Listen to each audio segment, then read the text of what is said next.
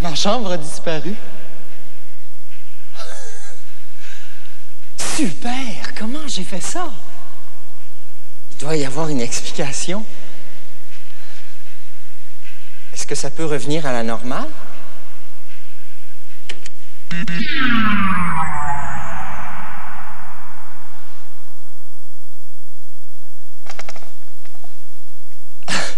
C'est de la magie!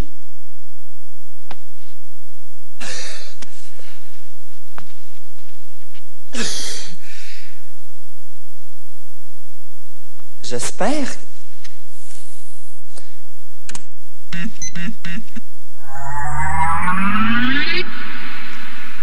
Oh, wow!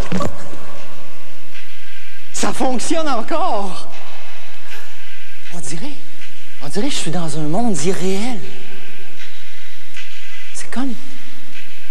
C'est comme de la science-fiction.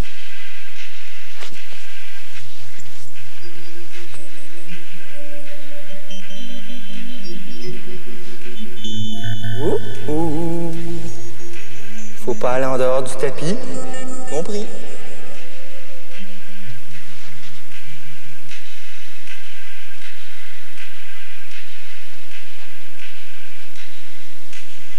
Je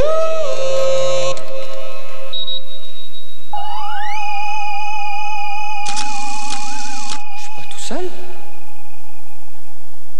Ah, il doit y avoir de l'écho.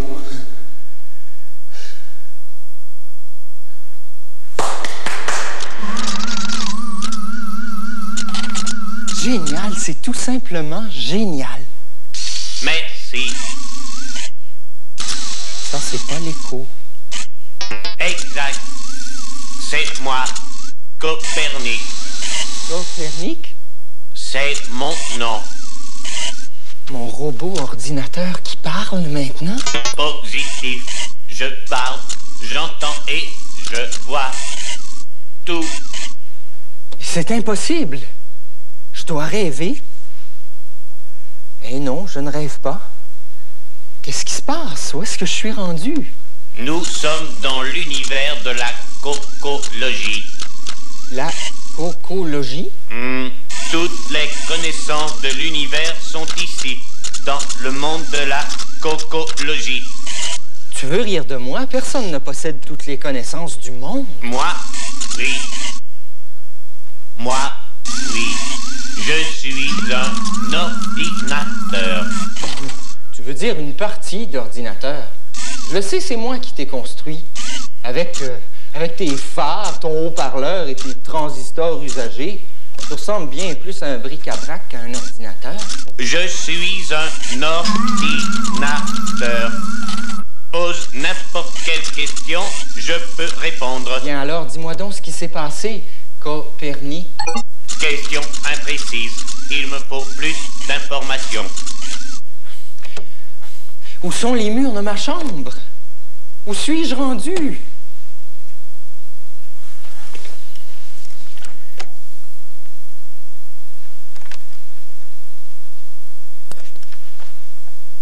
Est-ce que c'est à cause de cette boîte noire? Qu'est-ce qu'il y a dans cette boîte? Pourquoi j'arrive pas à l'ouvrir? Personne ne peut répondre à cette question.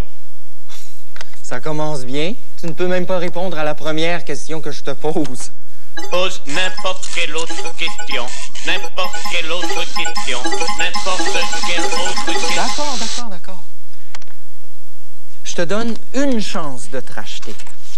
Une question difficile. Tiens. Quel est l'animal le plus rapide au monde?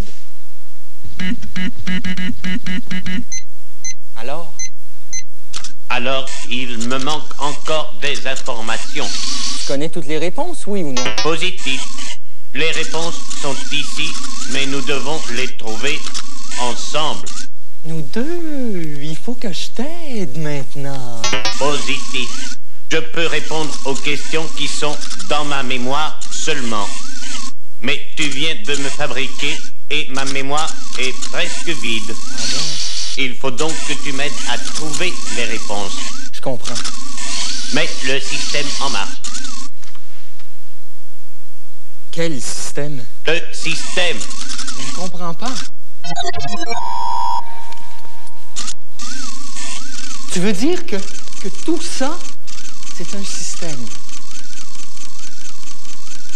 À quoi servent ces casiers, ces machins électroniques? Toutes les connaissances de l'univers sont à l'intérieur.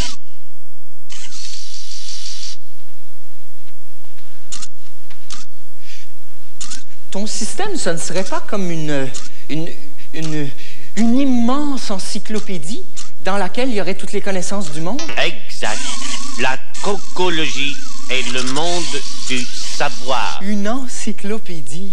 C'est pour ça qu'il y a toutes les connaissances du monde ici. Positif. Ah, c'est génial! Oui, mais je ne sais pas comment ton système fonctionne, moi. C'est simple. Utilise le clavier. Oui, après tout, tu fonctionnes comme un ordinateur normal.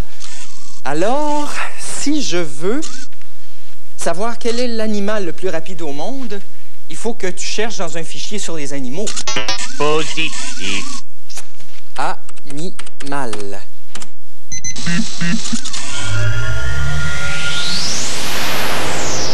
Wow! Le faucon est l'animal le plus rapide au monde. En piqué, il peut atteindre la vitesse de 300 km à l'heure. Comment on a fait? J'ai trouvé la réponse dans mon fichier sur le monde animal. Ça, je le sais, c'est moi qui t'ai donné la commande. Ce que je veux savoir, c'est comment ce faucon est arrivé ici. Comment ce faucon est arrivé ici? Facile. Toutes les images de l'univers sont ici. C'est vrai?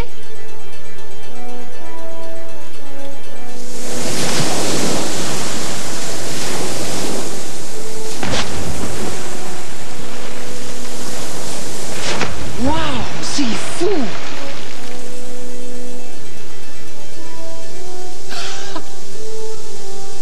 Super, Copernic!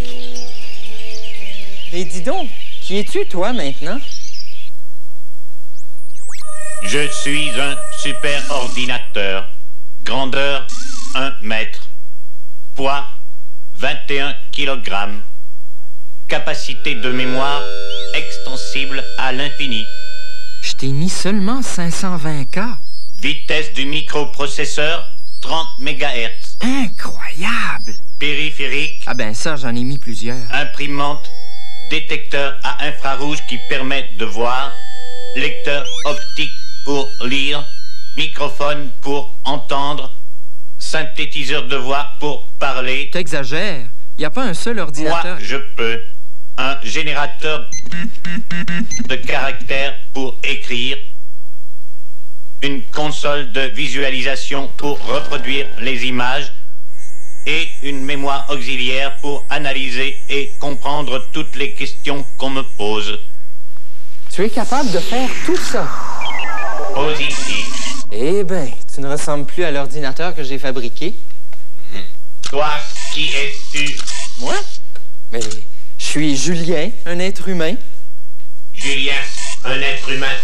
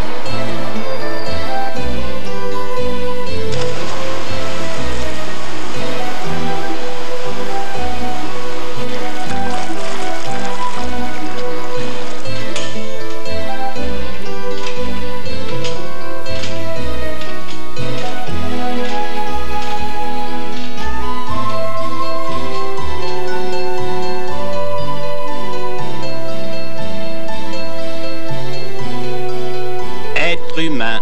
Grandeur moyenne 1,70 m. Poids moyen 71 kg. Capacité de mémoire inconnue mais certainement limitée. Tu es drôle, toi. Vitesse de transmission des données 100 mètres à la seconde. Oui, ça c'est vrai.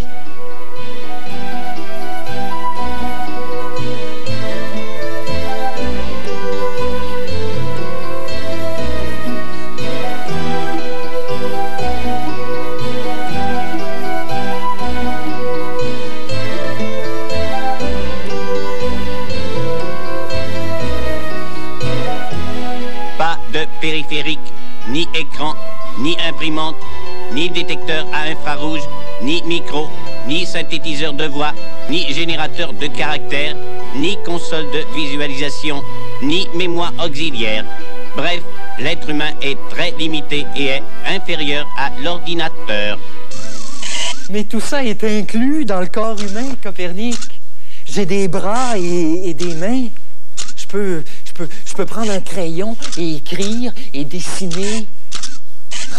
Je peux tout voir avec mes yeux et je parle avec ma voix.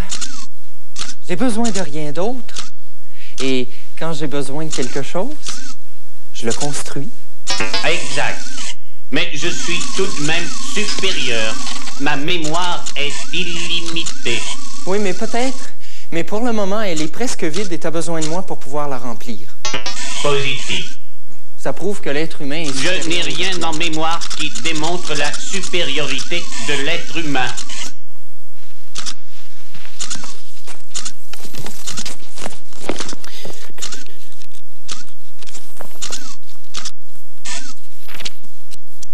Ah, j'ai la preuve ici que l'être humain est supérieur à l'ordinateur. Ouvre ton microphone et enregistre de quelle façon les hommes ont conçu et construit les ordinateurs. Depuis toujours, les hommes ont essayé d'inventer des machines pour faciliter les opérations mathématiques. Dans les années 1600, plusieurs sortes de machines à calculer ont été inventées, dont celle de Pascal avec laquelle on était capable d'additionner. Ce ne sont pas des ordinateurs. Ce sont les ancêtres de l'ordinateur. Attendons. Ensuite, l'Allemand Leibniz a inventé une machine à calculer plus perfectionnée.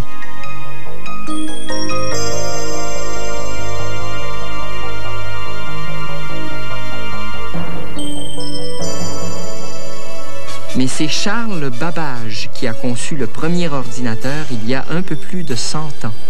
On peut dire que Babbage est le père de l'ordinateur. Son ordinateur fonctionnait avec des cartes perforées. Il n'était pas très rapide et énorme.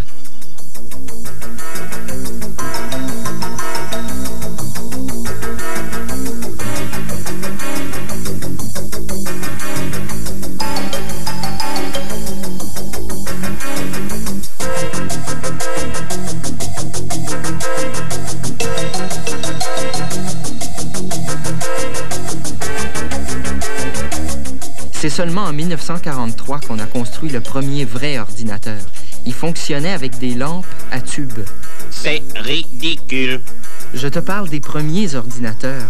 Il y a une trentaine d'années, on a commencé à construire des ordinateurs avec des transistors plutôt que des lampes à tubes. Toujours ridicule. Attends! J'arrive aux ordinateurs modernes. Ce sont des micro-ordinateurs, comme toi. Ils fonctionnent avec des puces de silicone et ils peuvent effectuer 1 million d'additions à la seconde, exactement comme toi.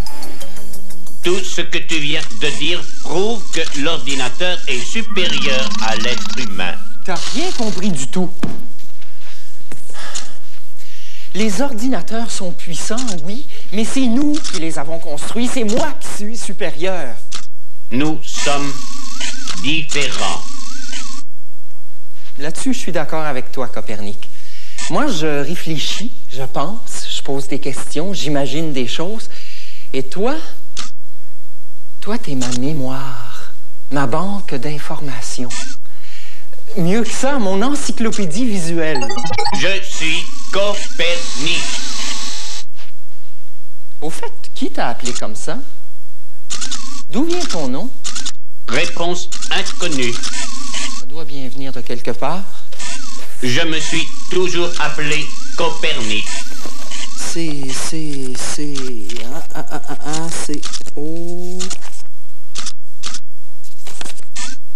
Copernic. Nicolas Copernic. Né en Pologne en 1473.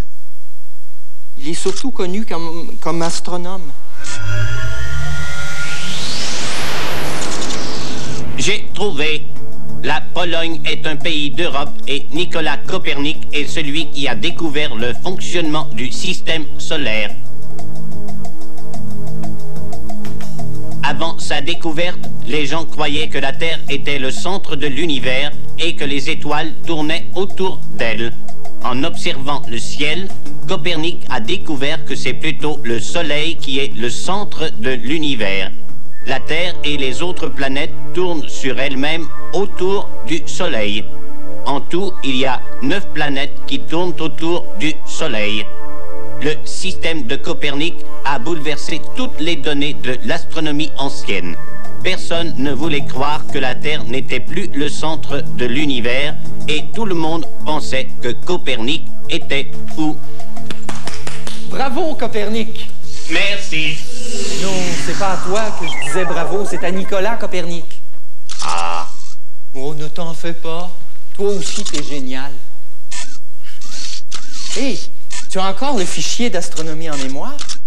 Positif. Eh bien, parfait, je veux en savoir plus sur ce que font les astronomes d'aujourd'hui.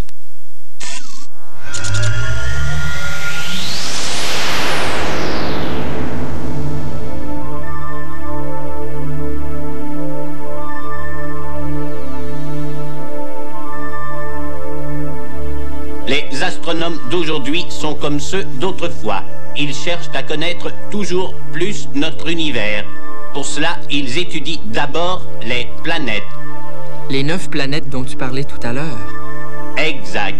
Les 9 planètes qui tournent autour du Soleil sont Mercure, celle qui est le plus près du Soleil.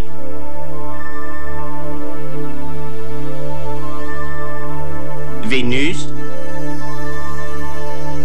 la Terre, la seule planète où il y a des êtres vivants.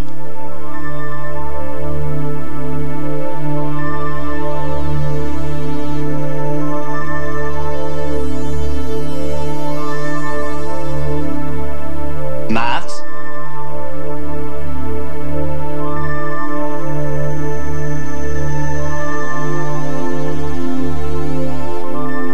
Et ça, ce ne sont pas des planètes? positif. On les appelle des astéroïdes. Voici Jupiter, la plus grosse des 9 planètes.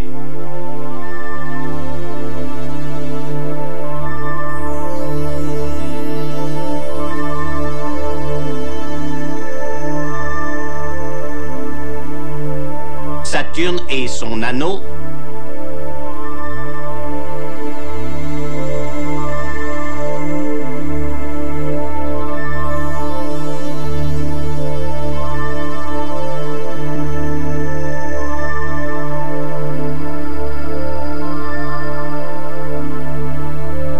Et Pluton, la planète la plus éloignée du Soleil.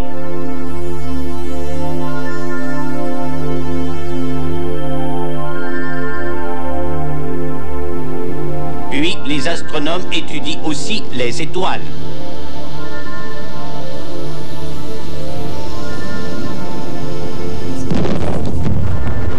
Qu'est-ce que c'est? Qu'est-ce qui s'est passé?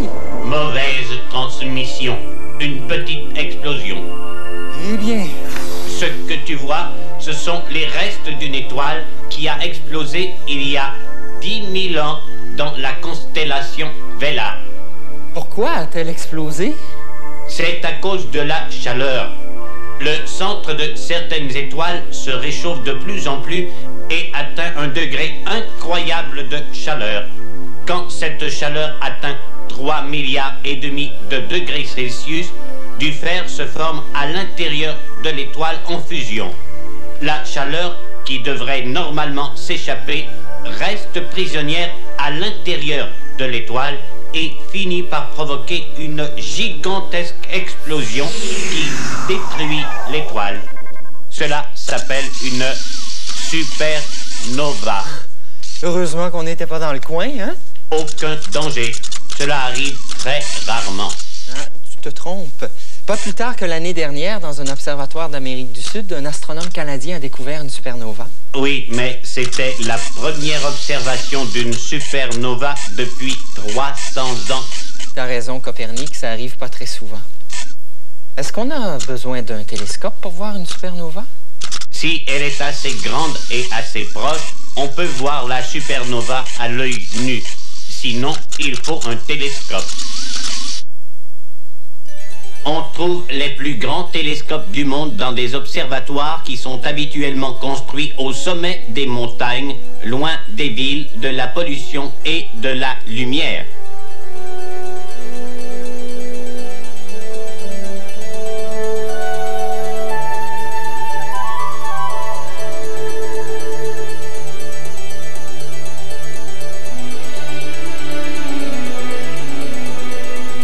Un télescope, c'est comme des grosses jumelles.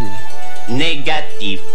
Les télescopes ne sont pas faits uniquement avec des lentilles. Il y a aussi des miroirs à l'intérieur. Pourquoi des miroirs?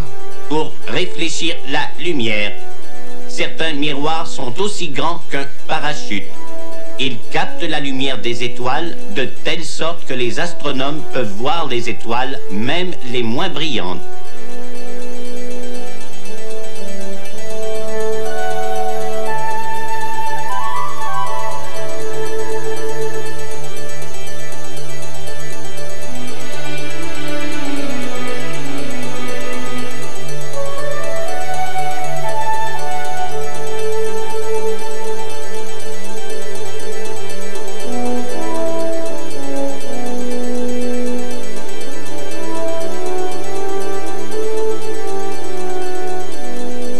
Bientôt, on construira d'énormes télescopes à réflexion sur la Lune. Et c'est de la Lune que les astronomes de demain vont observer l'espace. Super! OK, Copernic, puisqu'on parle de la Lune, j'ai une bonne question pour toi. Quel est le seul objet construit par l'homme qu'on peut voir de la Lune? Sans télescope, évidemment. Négatif. Il n'y a aucune réponse dans le fichier d'astronomie. Ah, tu vois que je suis supérieur? Je vais te le dire, c'est la Grande Muraille de Chine. C'est super, non? De tout ce que l'être humain a construit, le seul ouvrage qu'on peut voir de la Lune, c'est la Grande Muraille de Chine. Je suis certain qu'avec un peu de temps, j'aurai trouvé. Oh, attends, j'ai justement un livre qui parle de la Grande Muraille.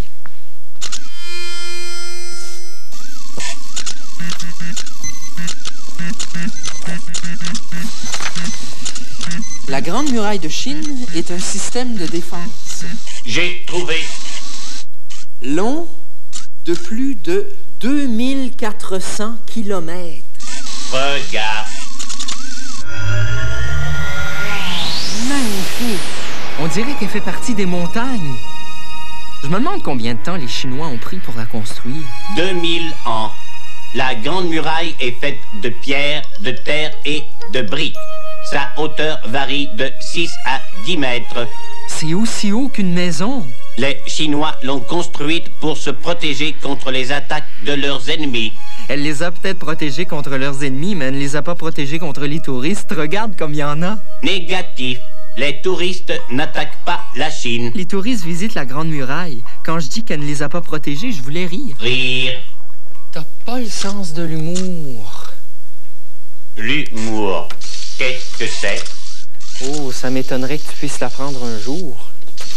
Je peux tout apprendre, tout savoir, tout apprendre, tout savoir. Et qu'est-ce que tu feras quand je t'éteindrai? Réponse inconnue. Tu ne pourras plus rien faire. Exact.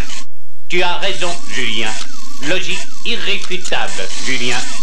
T'es super, Copernic. Je suis content de t'avoir. Je sens qu'on ne s'ennuiera pas ensemble. Positif.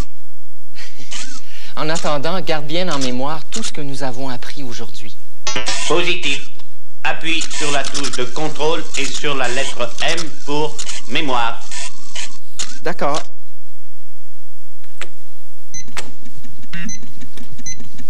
La Grande Muraille de Chine, les astronomes d'aujourd'hui, l'histoire des ordinateurs, la fiche technique de l'être humain. Elle est drôle. Elle est vraie. Vue par toi, oui, elle est vraie. Ta fiche technique est Nicolas Copernic. Vu Copernic? Vu. Salut Copernic. Au revoir, Julia.